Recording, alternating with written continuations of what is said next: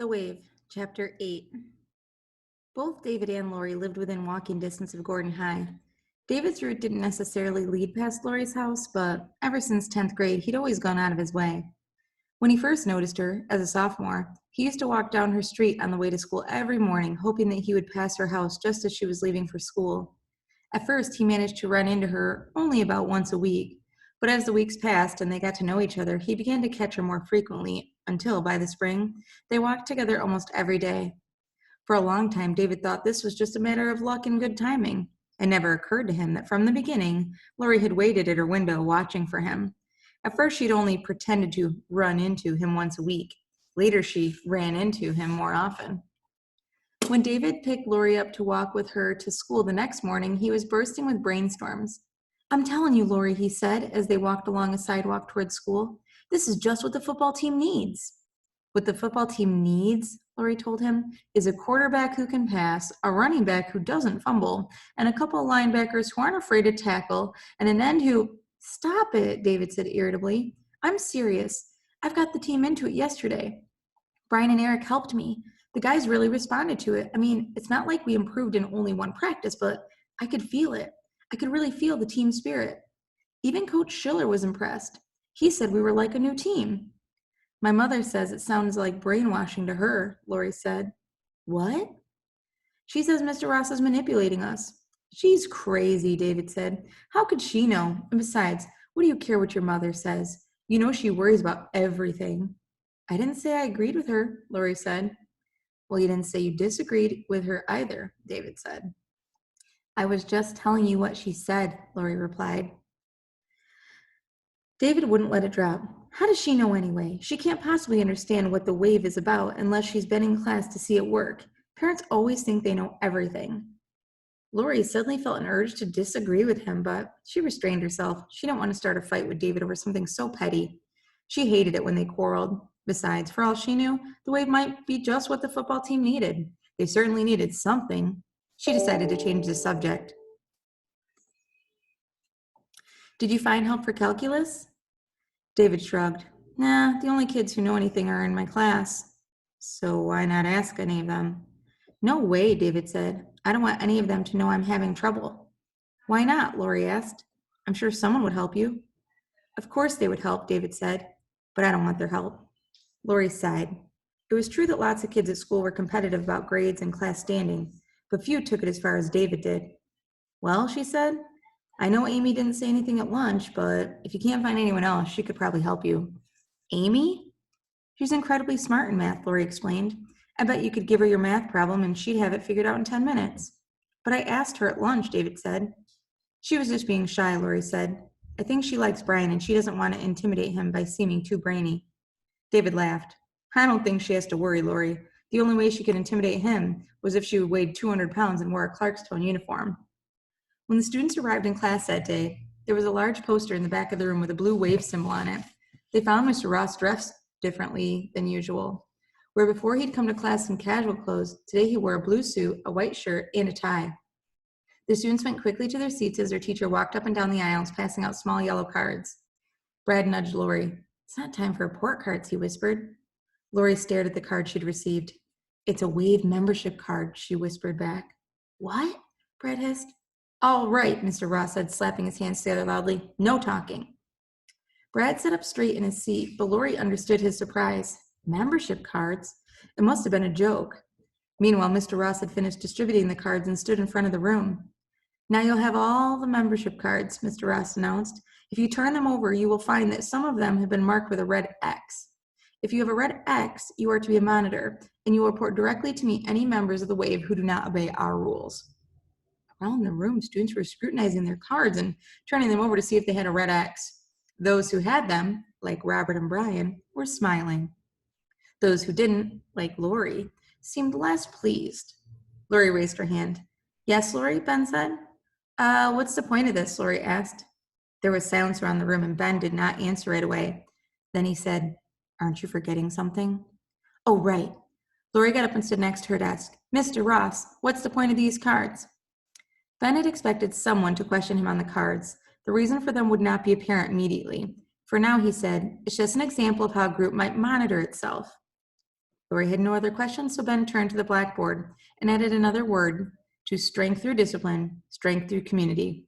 Today's word was action. Now that we understand discipline and community, he told the class, action is our next lesson. Ultimately, discipline and community are meaningless without action. Discipline gives you the right to action. A disciplined group with a goal can take action to achieve it. They must take action to achieve it. Class, do you believe in the wave? There was a split-second hesitation, and then the class rose in unison and answered in what seemed like a single voice, Mr. Ross, yes. Mr. Ross nodded. Then you must take action. Never be afraid to act on what you believe. As a wave, you must act together like a well-oiled machine. Through hard work and allegiance to each other, you will learn faster and accomplish more. But only if you support one another and only if you work together and obey the rules can you ensure the success of the wave. As he spoke, the class members stood beside their desks at attention. Lori Saunders stood with them, but she did not feel the high energy and unity she'd felt in the previous days. In fact, today there was something about the class, something about their single-mindedness and absolute obedience to Mr. Ross that she would almost describe as creepy. Be seated, Mr. Ross ordered, and instantly the class sat. Their teacher continued his lesson. When we first began the wave a few days ago, I felt that some of you were actually competing to give the right answers and to be better members than others. From now on, I want this to end. You are not competing against each other. You are working together for a common cause. You must conceive of yourselves as a team of which you are all members. Remember, in the wave, you are all equals. No one is more important or more popular than anyone else, and no one is to be excluded from the group. Community means equality within the group. Now, your first action as a team will be to actively recruit new members. To become a member of the wave, each new student must demonstrate knowledge of our rules and pledge strict obedience to them. David smiled as Eric looked over at him and winked. This is what he needed to hear. There was nothing wrong with turning other kids onto the wave. It was good of everybody, especially the football team. Mr. Ross had concluded his talk on the wave. He intended to spend the rest of the period reviewing the assignment he'd given the class the night before, but suddenly, a student named George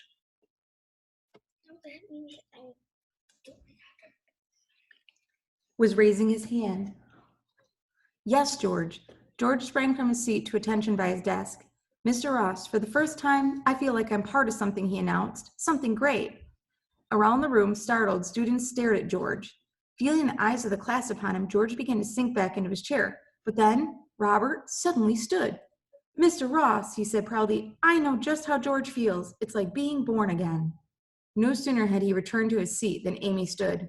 George is right, Mr. Ross. I feel the same way. David was pleased. He knew that what George had done was corny, but then Robert and Amy had done it too, just so George wouldn't feel foolish and alone. That's what was good about the wave. They supported each other.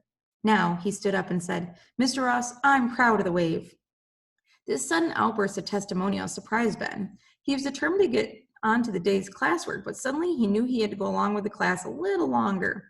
Almost subconsciously, he sensed how much they wanted him to lead them, and it was something he felt he could not deny. Our salute, he ordered. Around the room, students jumped to attention beside their desks and gave the wave salute. The mottos followed.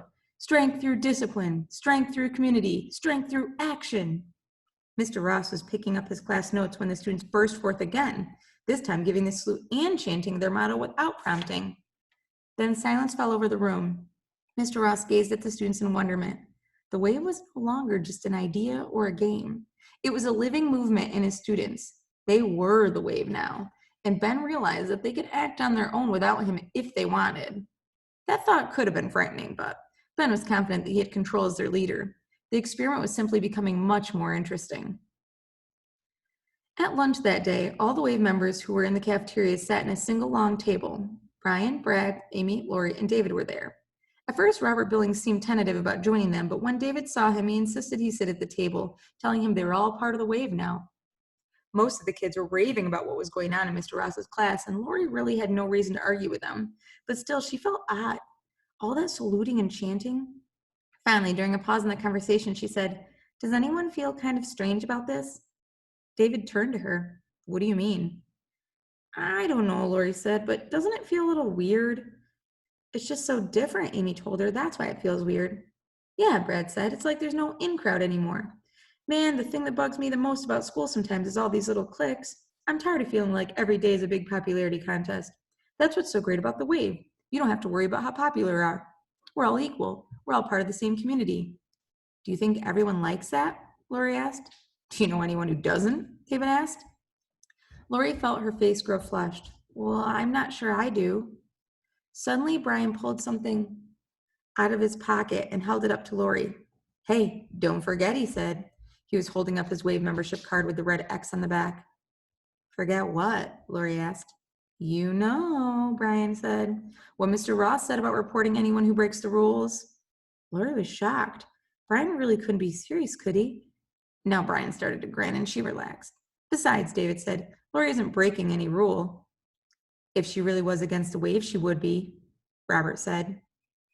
The rest of the table became silent, surprised that Robert had said anything.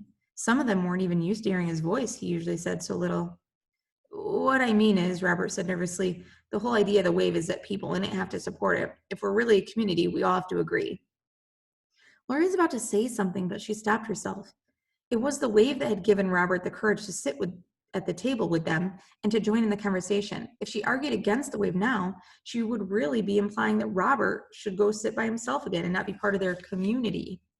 Brad patted Robert on his back. Hey, I'm glad you joined us, he said. Robert blushed and then turned to David. Did he stick anything on my back? He asked. Everyone at the table laughed.